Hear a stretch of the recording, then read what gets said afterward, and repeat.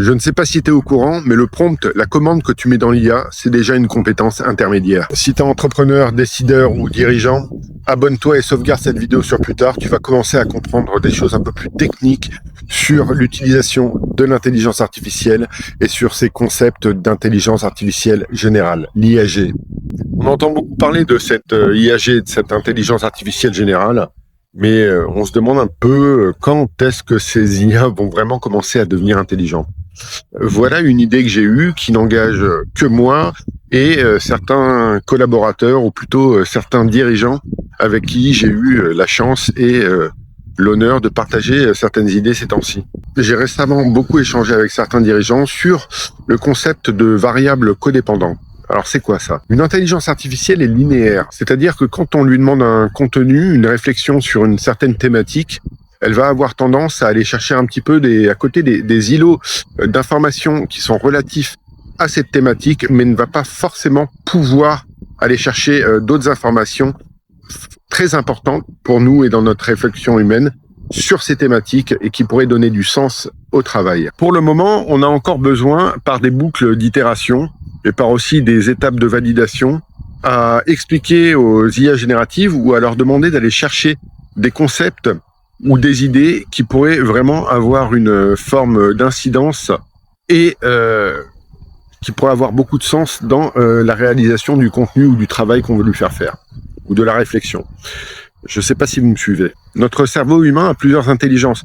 Il va réfléchir de façon linéaire, certes, mais il va aussi aller chercher des informations et les lier entre elles que l'IA aujourd'hui, les intelligences artificielles ne peuvent pas encore faire. Notre cerveau humain va les puiser dans nos émotions, il va les puiser dans un cas client, dans une expérience personnelle, peut-être dans une vidéo, dans une idée qui est apparue dans les concepts d'idéosphère ou tout ce genre d'informations ou de choses vont se lier entre elles et il va avoir des points de passage entre ces idées d'informations afin de pouvoir quelque part affiner une demande et créer un contenu et une expertise pour un besoin précis. Vous voyez ce que je veux dire? Alors avec un système de boucle d'itération, on peut lui donner certaines idées, on peut lui accrocher certains concepts que l'on veut qu'il utilise dans la réflexion afin de pouvoir créer ou d'affiner le contenu qu'on lui demande. Ce serait bien que tu penses à ça. N'oublie pas ça. Est-ce qu'il y a des idées ou des angles morts que j'ai oubliés dans ma réflexion? Et il y a plein de techniques différentes que j'aborde dans mes vidéos afin de pouvoir avoir le meilleur résultat possible. Pour le moment, l'intervention humaine est encore essentielle pour quelque part avoir le meilleur résultat, le résultat le plus précis qu'on aimerait avoir avec l'intelligence artificielle. Je vais prendre un exemple. Hier, avec ma femme, on est sorti dans le milieu de l'après-midi pour aller se balader dans la ville du Mans, pas très loin de chez nous. On a bien sûr demandé à mon fils Alex s'il voulait venir avec nous pour aller se balader et aller faire 2-3 courses Mans et peut-être aller dîner là-bas. Alex n'avait pas été prévenu, il avait d'autres choses à faire, il nous a dit « Ah non, j'aimerais bien rester à la maison et continuer à faire ce que j'ai à faire ».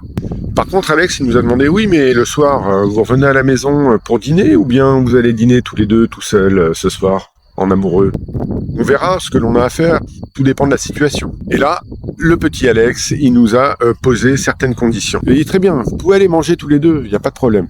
Par contre, interdit d'aller dans tel et tel fast-food, interdit d'aller manger un kebab parce qu'il adore les kebabs, ou encore interdit d'aller dans un restaurant chinois parce qu'il aime énormément les restaurants chinois.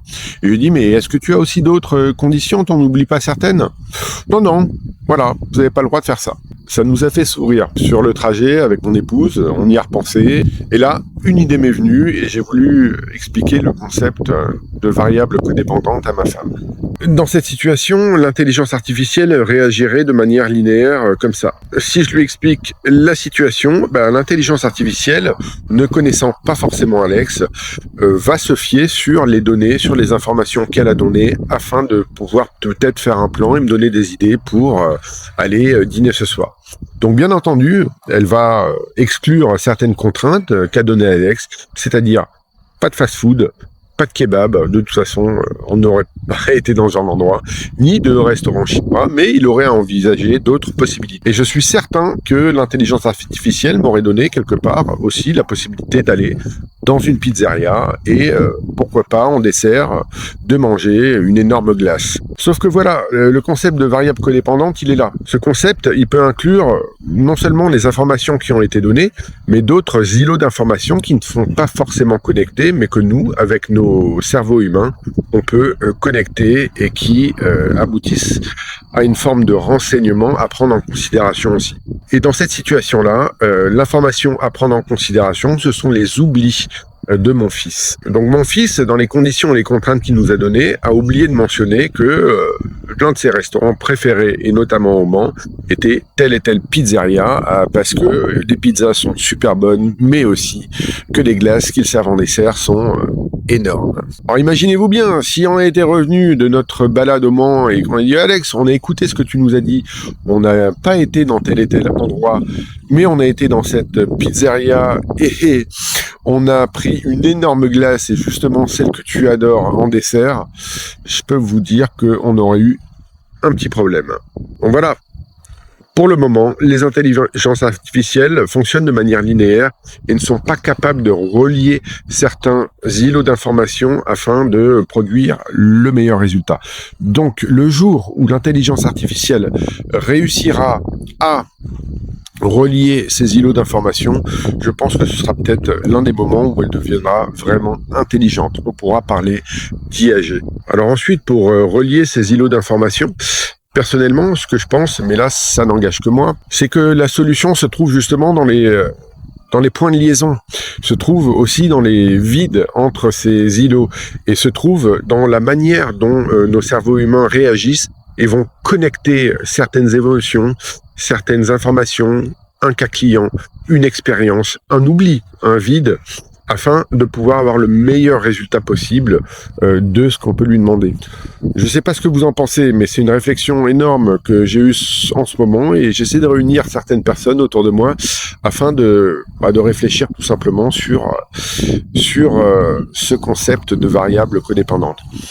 Si vous suivez, si ça vous parle, n'hésitez pas à me lâcher un commentaire ou n'hésitez pas à me contacter. Je réagis à tous les commentaires afin que l'on puisse réagir ou réfléchir ensemble sur ces idées ou ces concepts-là. En attendant, je continuerai à poster d'autres retours de terrain et d'autres conseils sur l'utilisation d'IA générative sur ce canal. Like, abonne-toi et je te dis à bientôt.